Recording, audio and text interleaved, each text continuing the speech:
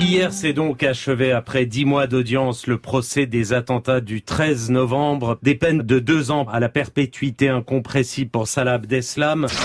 À l'annonce des condamnations du procès, moi je me suis surtout référée à mon avocate pour savoir si c'était quelque chose qu'on pouvait considérer comme une victoire ou non. Et son raisonnement, ça a été de nous dire que oui, ça l'était. Et après, moi honnêtement, je fais entièrement confiance aux personnes dont c'est le métier. Et du coup, personnellement, en tout cas, ça m'a beaucoup satisfaite. Si je peux dire une chose, c'est que je trouve que les peines sont proportionnelles. Voilà.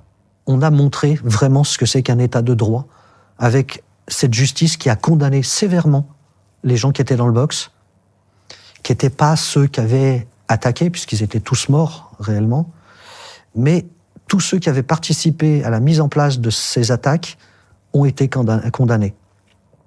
Au sortir du procès, beaucoup ont se retrouvés, ceux qui étaient là. Donc il y a eu toute une communauté qui s'est constituée. Donc on allait à l'annexe ou aux deux palais. Donc c'est les deux cafés qui sont en face du palais de justice. Nous avons gardé...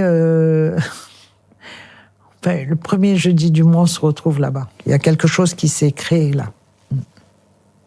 On a appris de 2015. Au sein du RAID, on a changé des choses, des petits trucs, on a développé des nouveaux outils, des nouveaux brancards, tout un tas de choses qui ont été modifiées sur la coordination avec les pompiers.